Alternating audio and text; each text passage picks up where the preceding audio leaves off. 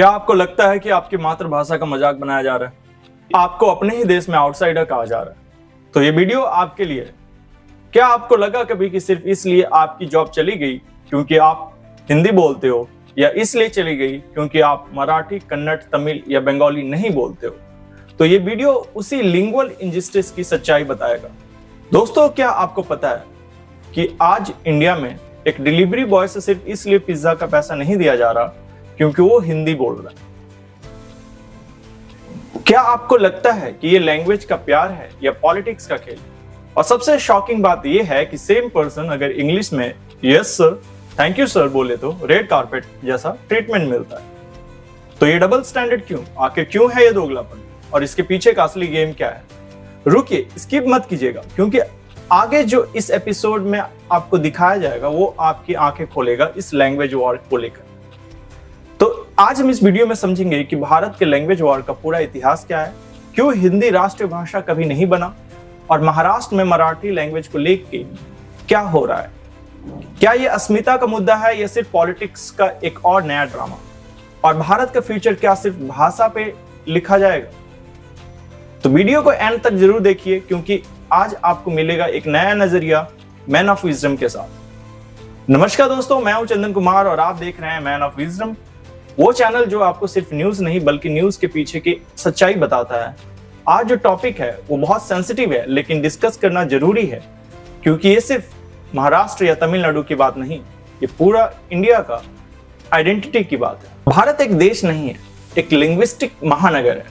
19,500 languages और dialects, और फिर भी हर सदी में एक सवाल, एक राष्ट्रीय भाषा क्यों नहीं? 1947 के बाद कॉन्स्टिट्यूएंट असेंबली में सबसे हीटेड डिबेट लैंग्वेज पर ही हुई थी। हिंदी को राष्ट्रीय भाषा बनाना चाहिए या नहीं। लेकिन साउथ इंडिया, बंगाल और पंजाब ने कहा हिंदी हमारी पहचान नहीं है। इसी तनाव के चलते बनाई गई थी मुंशी अयंगर फॉर्मूला, जिसमें हिंदी को ऑफिशियल बनाया गया, लेकिन इंग्लिश भी रखी गई फॉर नेशनल कम्युनिकेशन। लेकिन ट्विस्ट 1965 में आता है, जब एक बड़ा एक्सप्लोजन होता है। तमिलनाडु में हिंदी अपोजिशन ने इतना जोरदार रूप लिया कि स्टूडेंट सेल्फ इमोल्यूशन करने लगे। डीएमके उसी आग में सरकार में आई। तब से लेकर आज तक लैंग्वेज वॉर इंडिया में कभी खत्म नहीं हुई, सिर्फ बदलती जगहों में दोबारा झुलसता रहा। महाराष्ट्र में क्या चल रहा है दोस्तों? महाराष्ट्र में एक नई फरमाइश आ गई है। महाराष्ट्र में रहना है तो मराठी बोलना पड़ेगा, लेकिन ये फरमाइश कितनी सिविलाइज्ड है ये आप कमेंट करके बताइए। एक डिलीवरी बॉय को पिज्जा देने के बाद पैसे नहीं दिए जा रहे सिर्फ इसलिए कि वो हिंदी बोल रहा है, और अगर वो वीडियो बना रहा है तो कहा जाता है कि आप वीडियो नहीं बना सकते। हालांकि मैं वीडियो आपकी बना सकती हूँ और पोस्ट कर सकती हूँ, क्योंकि आप मराठी में नहीं बोल रहे। एक शॉपकीपर को असॉल्ट किया जा रहा है, एक फूड स्टॉल ऑनर को थप्पड़ मारा जा रहा है। आखिर ये हो क्या रहा है? देश किस दिशा में जा रहा है? एक गवर्नमेंट रेजोल्यूशन आता है जिसमें कहा जाता है कि क्लास 1 to 5 के स्टूडेंट्स को हिंदी पढ़ना मैंडेटरी होगा, चाहे स्कूल मीडियम इंग्लिश हो या मराठी। तो चलिए इसका थोड़ा कॉन्टेक्स्ट देखते हैं। 1960s में महाराष्ट्र में एक लैंग्वेज बेस्ड स्टेटहुड मूवमेंट होता है। 1990s के बाद शिवसेना पॉलिटिक्स बिल्ड करती है मराठी मानुस के नैरेटिव से, और 2025 में एमएनएस और शिवसेना के बीच में पावर टसल और म्युनिसिपल इलेक्शन क्योंकि नजदीक है वो देखने को मिलता है। क्या ये मराठी प्राइड का सवाल है या सिर्फ एक वोट बैंक का वेपन? पॉलिटिशियन कह रहे हैं जो यहां रहेगा वो मराठी बोलेगा, लेकिन माइग्रेंट्स जो मेजोरिटी में हिंदी स्पीकर्स हैं, चाहे बिहार के हो, यूपी के हो, दिल्ली के हो, एमपी के हो, वो कह रहे हैं कि क्या हम दूसरे दर्जे के नागरिक हैं? ये सिर्फ लैंग्वेज की बात नहीं है, ये एक क्लास वॉर, एक आइडेंटिटी क्राइसिस और एक वोट बैंक के लिए अस्मिता का उठाया गया हथियार है। एमएनएस यानी कि महाराष्ट्र नव निर्माण सेना के वर्कर्स ने क्या किया है? थाने में ऑटो ड्राइवर्स ने हिंदी स्पीकिंग पैसेंजर को आधे रास्ते छोड़ दिया। पालघर में शॉप्स में जाके हिंदी स्पीकर को हैरेस किया जा रहा है। ये लैंग्वेज प्रमोशन है या लैंग्वेज इंटिमिडेशन? सबसे इंटरेस्टिंग बात यह है कि सेम एमएनएस वर्कर जब कोई इंग्लिश में बात करता है, yes sir, welcome sir, no problem sir, लेकिन हिंदी में अगर बात करें तो अरे नहीं, हिंदी नहीं, मराठी में बोलो। ये सेलेक्टिव ट्रीटमेंट क्यों? इंग्लिश फॉरेन लैंग्वेज है, हिंदी इंडियन लैंग्वेज है, फिर भी इंग्लिश को रेस्पेक्ट और हिंदी को रिजेक्ट। लॉजिक कहां है इसमें? नेशनल एजुकेशन पॉलिसी 2020 का कंट्रोवर्सी अगर देखें तो दोस्तों ये सिर्फ महाराष्ट्र की लोकल प्रॉब्लम नहीं है। सेंट्रल गवर्नमेंट के नेशनल एजुकेशन पॉलिसी 2020 में 3 लैंग्वेज फॉर्मूला सजेस्ट किया गया। मतलब स्टूडेंट्स को 3 लैंग्वेज सीखनी होंगी, जिसमें से 2 इंडियन लैंग्वेज होनी चाहिए और 1 फॉरेन लैंग्वेज यानी कि इंग्लिश। सुनने में काफी रीजनेबल लगता है, लेकिन तमिलनाडु के चीफ मिनिस्टर एम के स्टालिन ने साफ मना कर दिया। स्टालिन का कहना है कि यह हिंदी इंपोजिशन का हिडन एजेंडा है। Tamil Nadu historically 2 language policy follow करता है, तमिल और इंग्लिश। उनका आर्ग्यूमेंट है कि हमें हिंदी क्यों सीखनी चाहिए जब इंग्लिश इंटरनेशनल लैंग्वेज है और तमिल हमारी मदर टंग। 1965 में तमिलनाडु में क्या हुआ था? जब हिंदी मैंडेटरी करने की कोशिश की गई थी तब वायलेंट प्रोटेस्ट हुए थे, लैंग्वेज के नाम पे राइट्स हुए थे और आज फिर वही सिचुएशन बन रही है। हिस्ट्री रिपीट हो रही है। अगर पॉलिटिकल गेम को अगर हम एनालाइज करें तो आपको पता चलेगा कि राज ठाकरे की डिक्लाइनिंग पॉलिटिक्स इन सारे लैंग्वेज वॉर का, स्पेशली मराठी लैंग्वेज वॉर का मेन इश्यू है। दोस्तों मैं सीधी बात करता हूँ, राज ठाकरे की पॉलिटिक्स डिक्लाइनिंग फेज में है, ये सबको पता है। एक टाइम पे वो शिवसेना के राइजिंग स्टार थे, लेकिन एमएनएस बनने के बाद उनकी पॉपुलैरिटी घट गई है। तो कमबैक कैसे करेंगे? सबसे इजी टारगेट कौन है? Hindi speaking migrant workers. क्यों इजी टारगेट है?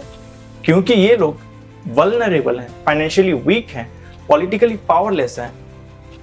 अगर यही, क्या ये लोग बॉलीवुड के सुपरस्टार्स यानी कि अमिताभ बच्चन, शाहरुख खान, अक्षय कुमार, सलमान खान, आमिर खान को कभी टारगेट करेंगे?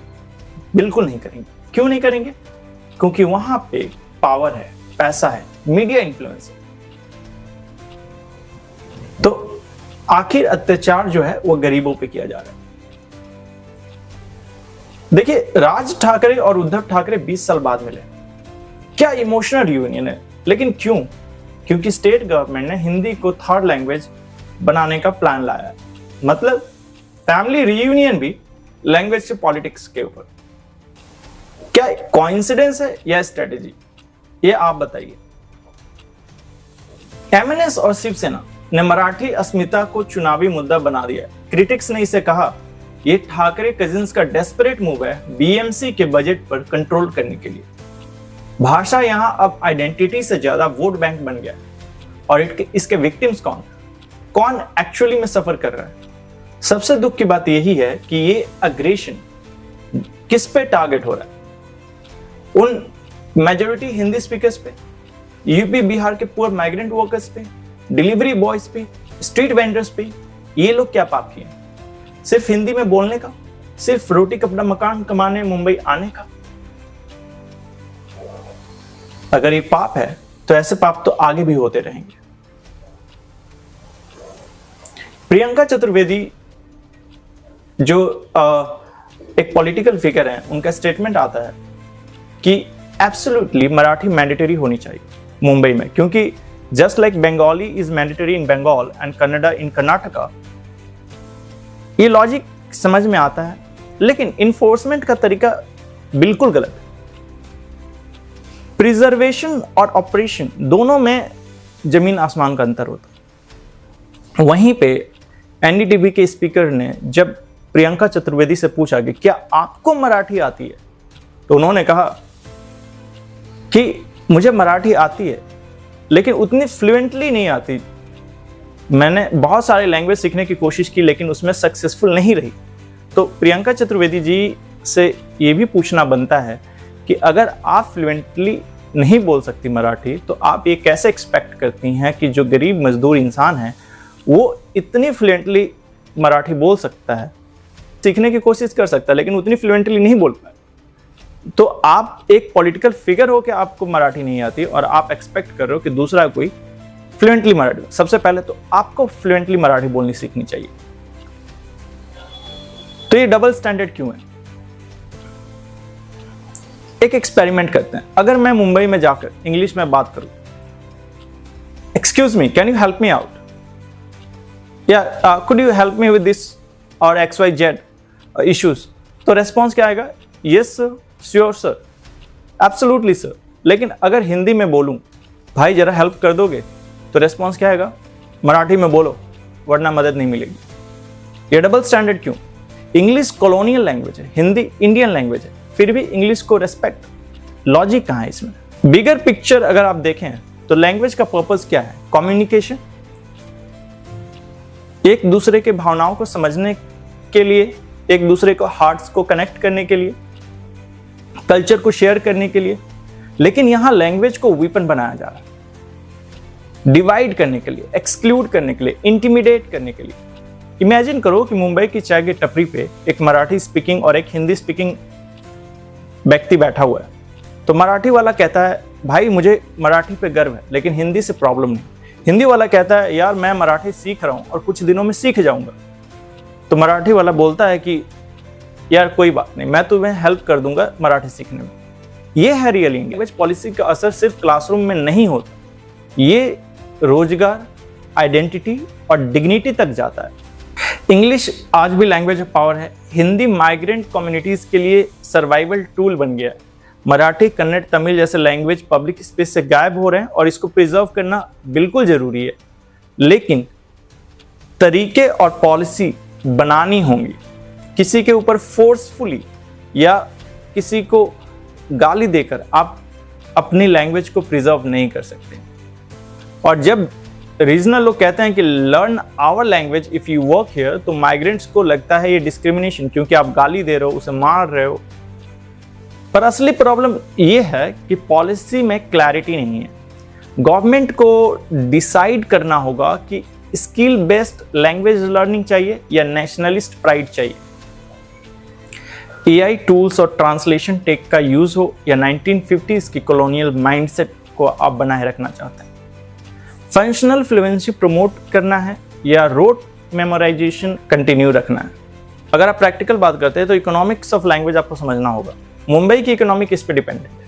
माइग्रेंट वर्कर पे, टैक्सी ड्राइवर पे, डिलीवरी बॉयज पे, कंस्ट्रक्शन वर्कर पे, शॉपकीपर्स पे, और इन सब में मैक्सिमम हिंदी स्पीकर्स है। तो अगर सब चले गए तो मुंबई का क्या होगा? इकोनॉमी क्रैश हो जाएगी। बॉलीवुड इंडस्ट्री मुंबई में है, हिंदी में मूवी बनाती है और वर्ल्ड वाइड फेमस होता है। बॉलीवुड से पैसा कमाओ लेकिन हिंदी स्पीकर को हैरेस करो, यह हिपोक्रेसी नहीं है तो क्या है? तो सॉल्यूशन क्या है आगे? What should be done? तो पहला सॉल्यूशन यह है कि लोकल्स लैंग्वेज सीखना चाहिए। अगर आप मुंबई में रहना है तो मराठी सीखो, बैंगलोर में रहना है तो कन्नड़ सीखो। ये रेस्पेक्ट की बात है, कंपल्शन की नहीं। दूसरा सॉल्यूशन, लोकल्स पेशेंस रखिए, न्यू कमर्स को टाइम दीजिए। फोर्स से कोई लैंग्वेज नहीं सीखता, प्यार से सिखाइएगा तो सीख सकते हैं। और तीसरा सॉल्यूशन, पॉलिटिशियन को समझाना होगा कि लैंग्वेज पॉलिटिक्स वो बंद करें, डेवलपमेंट पे फोकस करें, वोट बैंक पॉलिटिक्स के लिए कल्चर को डिस्ट्रॉय ना करें। और इसका राइट अप्रोच क्या हो सकता है एक नए लैंग्वेज मॉडल के तरफ? तो स्किल बेस्ड अप्रोच, यानी कि लैंग्वेज पढ़ाओ लेकिन उसे एम्प्लॉयबिलिटी और सोशल फ्लुएंसी के लिए पढ़ाओ। टेक का यूज करो, AI टूल्स, ट्रांसलेशन एप्स और डिजिटल क्लासरूम को रीजनल लैंग्वेज में पढ़ाओ और उसको और इंक्रीज भी करो। इकोनॉमिक्स इंसेंटिव्स, यानी कि सरकारी नौकरी में लैंग्वेज स्किल का बोनस मिले। लैंग्वेज कमीशन बनाना होगा, एक ऐसी बॉडी जो भाषा पे पॉलिटिक्स नहीं पॉलिसी बनाए। कल्चरल एक्सचेंज, फिल्म, साहित्य और स्कूल एक्सचेंज से रीजनल रेस्पेक्ट इंक्रीज होगा। फ्री लैंग्वेज क्लासेस ऑर्गेनाइज करो, गवर्नमेंट लेवल पे, कम्युनिटी लेवल पे इंसेंटिव्स दो लैंग्वेज सीखने के लिए, पेनल्टीज नहीं। कल्चरल एक्सचेंज प्रोग्राम करो, इंटर स्टेट फेस्टिवल मनाओ। सक्सेस स्टोरीज अगर आपको देखना है तो IT कंपनी में देखिए, नॉर्थ इंडियन और लोकल साथ मिलकर काम कर रहे हैं। मैरिजेस, इंटरकास्ट मैरिजेस को आप सेलिब्रेट कीजिए, क्रॉस कल्चरल फेस्टिवल साथ मनाइए। ये है रियल इंटीग्रेशन। अगर आप ग्लोबल पर्सपेक्टिव से अगर देखें तो अदर्स कंट्रीज क्या कर रही हैं, सिंगापुर का अगर आप एग्जांपल लें तो वहां पे 4 ऑफिशियल लैंग्वेज है, सबको रेस्पेक्ट मिलता है। स्विट्जरलैंड को अगर आप देखें तो मल्टीपल लैंग्वेजेस है, कोई फोर्स नहीं करता किसी पर्टिकुलर लैंग्वेज के लिए। कनाडा को देखिए तो इंग्लिश और फ्रेंच दोनों ऑफिशियल हार्मनी में है। तो इंडिया में क्यों नहीं हो सकता? हम तो यूनिटी इन डाइवर्सिटी के लिए फेमस है वर्ल्ड वाइड, फिर ये डिविजन्स क्यों हो रहे हैं? आज की जनरेशन मल्टीलिंगुअल है, नेचुरली इंग्लिश, हिंदी और लोकल लैंग्वेज सबको इजीली स्विच करती हैं। टिकटॉक हो, इंस्टाग्राम हो, यूट्यूब हो, हर लैंग्वेज में कंटेंट कंज्यूम करते हैं। तो ये लैंग्वेज बैरियर आर्टिफिशियल है क्योंकि ये पॉलिटिशियंस के द्वारा बनाया गया है। हमें एक्चुअली में फाइट किससे करना? What we should fight against? So असली एनिमीज आपकी लैंग्वेज नहीं है, अनएम्प्लॉयमेंट है, करप्शन है, पुअर इंफ्रास्ट्रक्चर है, लैक ऑफ अपॉर्चुनिटीज है। लैंग्वेज नहीं है प्रॉब्लम, लैंग्वेज तो एसेट है, लायबिलिटीज नहीं। एजुकेशन सिस्टम इंप्रूव करो, मल्टीलिंगुअल एजुकेशन प्रोवाइड करो, जॉब अपॉर्चुनिटीज क्रिएट करो, हर स्टेट में, हर रीजन में डेवलपमेंट करो, इंफ्रास्ट्रक्चर, हेल्थ के टेक्नोलॉजी पे काम करो। लेकिन पॉलिटिशियन को लैंग्वेज वॉर से टाइम मिले तब तो। पॉलिटिशियन का गेम आपको समझना होगा, उनका गेम है डिवाइड एंड रूल। जब रियल इशू सॉल्व नहीं कर सकते तो आर्टिफिशियल इशू क्रिएट करते हैं, लैंग्वेज के बेसिस पे, कास्ट के बेस पे, रिलीजन, ये सब डाइवर्जन है रियल इशू से अटेंशन डाइवर्ट करने के लिए। तो लैंग्वेज बैरियर हम तोड़ सकते हैं, बट प्यार से और रेस्पेक्ट से। कल्चरल एक्सचेंज आप प्रोग्राम कीजिए, मुंबई में मराठी कल्चरल प्रोग्राम हो, यूपी बिहार में उनका रीजनल कल्चरल प्रोग्राम हो, फूड फेस्टिवल हो, मराठी फूड और north Indian food, inter community marriages को सेलिब्रेट करो, अपोज मत करो। एजुकेशनल रिफॉर्म की अगर हम बात करें तो स्कूल में मल्टीलिंगुअल एजुकेशन कंपलसरी करो, बट चॉइसेस दो, कौन सी लैंग्वेज सीखनी है, फोर्स नहीं, ऑप्शंस दो। टीचर्स ट्रेनिंग के दौरान मल्टीलिंगुअल टीचर्स को रिक्रूट करो। मीडिया की रिस्पॉन्सिबिलिटी अगर हम देखें तो आपको लैंग्वेज इशू को सेंसेशनलाइज नहीं करना चाहिए, पॉजिटिव स्टोरीज को जितना हो सके उतना हाईलाइट कीजिए। सक्सेसफुल इंटीग्रेशन हो या कल्चरल फ्यूजन हो या इंटर कम्युनिटी हार्मोनी हो, इन सबको आपको प्रमोट करना चाहिए। हेट स्पीच को अवॉइड कीजिए। मैं पर्सनल एक्सपीरियंस की बात करूं तो जब भी मैं किसी दूसरे राज्य में जाता हूं तो वहां की भाषा सीखने की कोशिश करता हूं और लोकल से प्यार भी बहुत मिलता है। तो आपको एफर्ट दिखाना होगा लैंग्वेज सीखने का, ह्यूमिलिटी रखनी होगी कि I am learning, please help me out. Arrogance नहीं कि हिंदी नेशनल लैंग्वेज है, सबको आनी चाहिए। अगर आप टी स्टॉल फिलोसफी को देखें तो चाय की टपरी पे अगर आप जाते हो तो इंडिया का रियल पार्लियामेंट वहां मिलता है, वहां सारी लैंग्वेज मिलती है, हिंदी, मराठी, गुजराती, तमिल, बंगाली, सबको चाय मिलती है, सबको रेस्पेक्ट मिलता है। ये है रियल इंडिया। दोस्तों, लैंग्वेज हमारी आइडेंटिटी है, नॉट आवर लिमिटेशंस। मराठी सीखिए, हिंदी सीखिए, इंग्लिश सीखिए, जो भाषा सीखना है आप उसको सीखिए, बट फोर्स से नहीं, चॉइस से, रिजेक्शन से नहीं, रेस्पेक्ट से। पॉलिटिशियंस के बात में मत आइए, उनकी रोटी लैंग्वेज पॉलिटिक्स में सेकती है, हमारी नहीं। यूनिटी मेंटेन कीजिए, डिविजन्स नहीं। कल्चर को सेलिब्रेट करिए, उसे इंपोज मत कीजिए। इंडिया का स्ट्रेंथ डाइवर्सिटी में यूनिटी है, हर लैंग्वेज यूनिक है, हर कल्चर स्पेशल है। प्रिजर्व करो बट शेयर भी करो, प्रोटेक्ट करो बट किसी को एक्सक्लूड मत करो।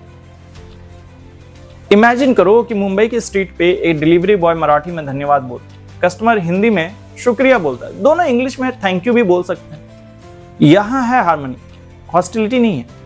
बॉलीवुड मूवीज की अगर हम बात करें तो हिंदी में है, लेकिन उसमें मराठी एक्टर है, तमिल म्यूजिक डायरेक्टर है, बंगाली राइटर है, सबका कंट्रीब्यूशन है। ये है रियल फ्यूजन। आपका रोल क्या है? अगर आप महाराष्ट्र में हो और कोई हिंदी स्पीकर से मिलते हो तो पेशेंस रखो, हेल्प करो लैंग्वेज सिखाने की। अगर आप हिंदी स्पीकर हो और महाराष्ट्र में रहते हो तो एफर्ट करो मराठी सीखने में। और पॉलिटिशियंस को मैसेज दो कि डेवलपमेंट करो, डिविजन्स नहीं, वोट दो विजडम को, हेट को नहीं। आपको चैलेंज देता हूं, नेक्स्ट टाइम जब आप किसी डिफरेंट स्टेट में जाओगे तो उस स्टेट की लोकल लैंग्वेज के कुछ वर्ड सीखो, लोकल से पूछो, आप हमें सिखाएंगे, देखो कितना प्यार मिलता है। रिमेंबर, जब तक है जान तब तक है भाषा, सब भाषा अपनी अपनी, सब इंसान अपने अपने, मगर प्यार एक, सम्मान एक और भारत एक। मैन ऑफ विजडम का मैसेज आपके लिए। Language is a bridge, not a barrier. Culture is to be shared, not imposed. India is strength in diversity, not division in politics. मैं हूं चंदन कुमार और ये है man of wisdom, where every story teaches something, every perspective matter and every voice deserve respect. दोस्तों, अगर ये video आपको पसंद आया हो तो प्लीज लाइक करो। अगर आपको लगता है कि लैंग्वेज यूनिटी के लिए ब्रिज होना चाहिए, नॉट बैरियर्स, तो अपने फ्रेंड्स के साथ जो डिफरेंट स्टेट में रहते हैं, जो लैंग्वेज पॉलिटिक्स फेस करते हैं, उनको आप शेयर करो और कमेंट में बताइए आपका पर्सनल एक्सपीरियंस क्या है। आपने कोई लैंग्वेज डिस्क्रिमिनेशन फेस किया है या आपने कोई पॉजिटिव इंटीग्रेशन स्टोरी देखा है? सब्सक्राइब करिए मैन ऑफ विजडम को, क्योंकि विजडम तब आती है जब हम सब पर्सपेक्टिव समझते हैं। वीडियो में मिलते हैं एक और इंपॉर्टेंट टॉपिक के साथ। तब तक के लिए यूनिटी मेंटेन करो, लव स्प्रेड करो, विजडम फॉलो करो। जय हिंद।